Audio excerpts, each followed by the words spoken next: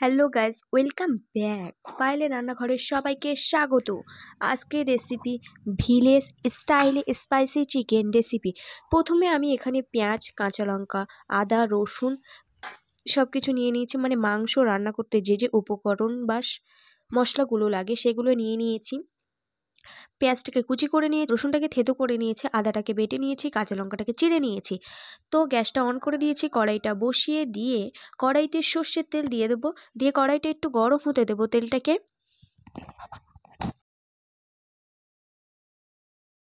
দিয়ে আমি এখানে আলুগুলো কেটে রাখা আলুগুলোকে দিয়ে দেব।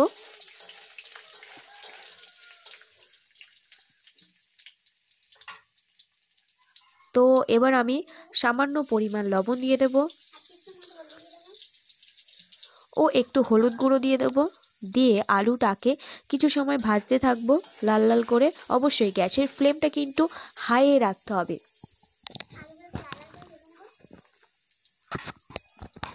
আলুটাকে কিন্তু কিছু সময় ভাজতে থাকছি আমি। ভেজে আমার আলুগুলো লাল লাল করে ভাজা হয়ে গেলে আলুগুলোকে একটা থালাতে আমি নামিয়ে নেব। তো আলুগুলো এখানে আমার নামিয়ে নেওয়া হয়ে গেছে। তো কড়াইতে আবারও আমি একটু তেল দিয়ে দিচ্ছি। যেহেতু আলুটা ভাজার পরে আমার সামান্য তেল থেকে গিয়েছিল, তো আবার আমি একটু তেল দিয়ে দিয়েছি। দিয়ে একটু নেড়ে নিলাম। পেঁয়াজটা আমি কড়াইতে দিয়ে দেব। পেঁয়াজটা আমি দিয়ে দেব, দিয়ে একটু ভাজতে থাকবো।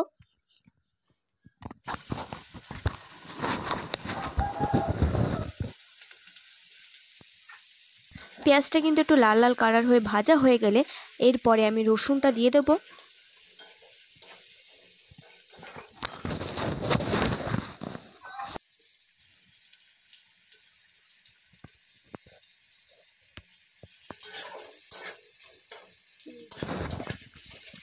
পেঁয়াজটাকে লাল লাল করে ভেজে নিচ্ছি, ব্রাউন কালার করে। এবার আমি একে একে রসুনটা দিয়ে দেব।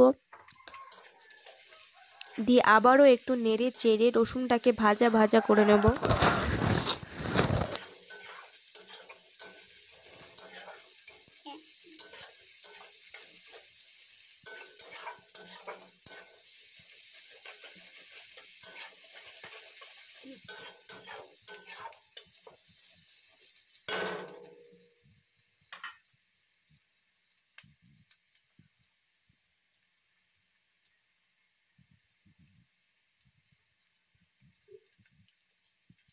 পেঁয়াজ রসুনটা কিন্তু আমার ব্রাউন কালার করে ভেজে নেওয়া হয়ে গেছে। এবার আমি আগে থেকে কেটে রাখা টমেটো কুচিগুলো দিয়ে দেব।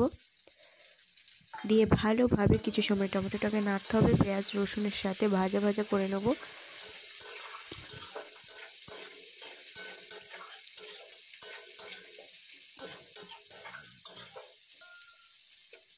সেদ্ধ হয়ে যায় তার জন্য আমি ভালোভাবে টমেটোটাকে ভেজে নিচ্ছি। টমেটোতে আমি সামান্য পরিমাণ লবণ দিয়ে দেব। দিয়ে আবারও কিছু সময় আমি টমেটোটাকে ভাজতে থাকবো।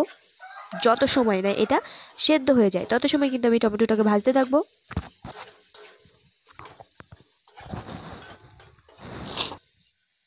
টমেটো কিন্তু আমার ভাজতে ভাজতে প্রায় সেদ্ধ হয়ে গেছে। তো এবারে আমি এখানে পরিমাণ মতো হলুদ গুঁড়ো, লঙ্কা গুঁড়ো দিয়ে মশলাটা ভালোভাবে কষিয়ে নেব। দিয়ে কাঁচা লঙ্কা যে দুটো চেরা ছিল সেটাও দিয়ে দেবো। দিয়ে সমস্ত মশলা ও টমেটো একসাথে ভেজে নেবো ভালোভাবে।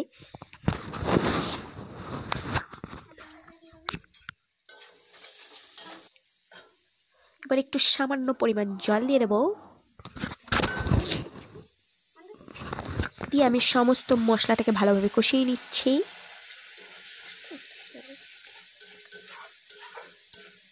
টমেটো কিন্তু একেবারে সেদ্ধ হয়ে গেছে। সমস্ত মশলা ভালোভাবে কষিয়ে নেওয়া হয়ে গেলে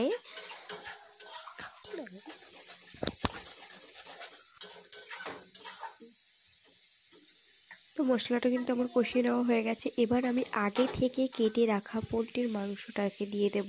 দিয়ে ভালোভাবে মাংস ও মশলাটাকে একই সাথে বেশ কিছু সময় কষিয়ে।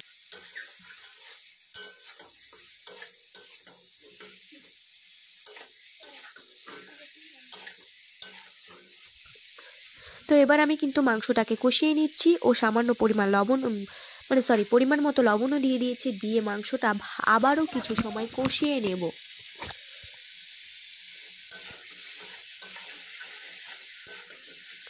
এবার আমি আগে থেকে মেল্ট করে রাখা বা বেটে রাখা আদাটাকে দিয়ে দিচ্ছি, দিয়ে মাংসটাকে দিয়ে আবারও কিছু সময় ভালোভাবে কষিয়ে নেব।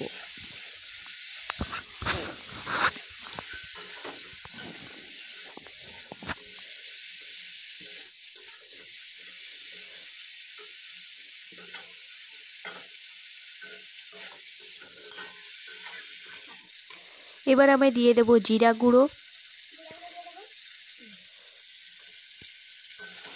দিয়ে আবারও মাংসটা কিছু সময় কষিয়ে নেব। কষতে কষতে যেন মাংস হাফ সেদ্ধ হয়ে যায় তেমন ভাবে কষতে থাকবো।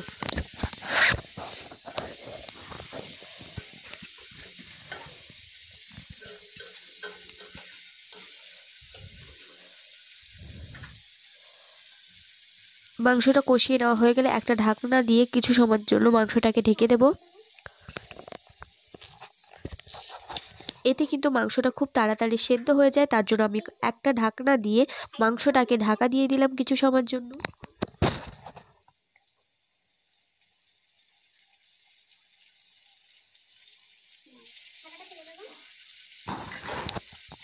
ঢাকনাটা খুলে নেব, দিয়ে আবারও মাংসটাকে কিছু সময় কষিয়ে নেব। মাংসটা দিয়ে কিন্তু কিছুটা জলও বেরিয়েছে, সেটাকে আমি কষিয়ে নেব ভালোভাবে। এবার আমি আগে থেকে ভেজে রাখা আলুটা দিয়ে দিলাম, দিয়ে আবারও মাংসটাকে ভালোভাবে আলুর সাথে একই রকম ভাবে কষিয়ে নেব।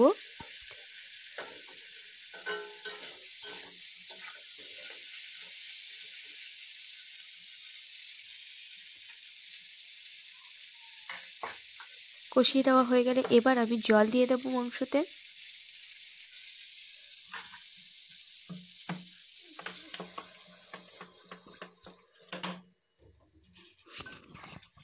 এবার আমি দিয়ে মাংসটাকে একটু নেড়ে নেব, নিয়ে গ্যাসের ফ্লেমটা মিডিয়ামে রেখে আমি মাংসটাকে কিছু সময়ের জন্য হতে দেব। তরকারিটা কিন্তু আবার ফুটে উঠতে শুরু করছে।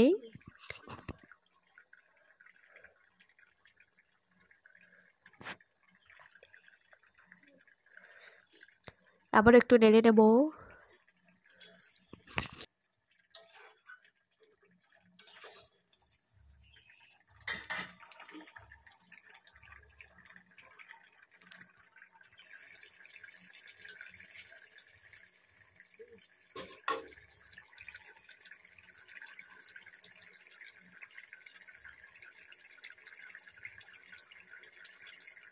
এবার আমি গরম মশলা গুঁড়োটা দিয়ে দেব।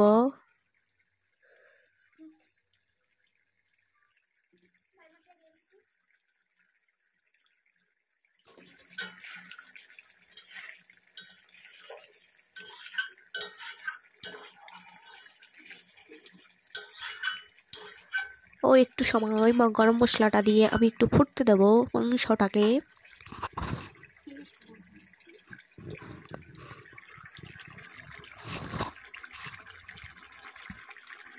মাংসটার কালারও কিন্তু অসাধারণ সুন্দর এসেছিল, কি বলবো সে কথা।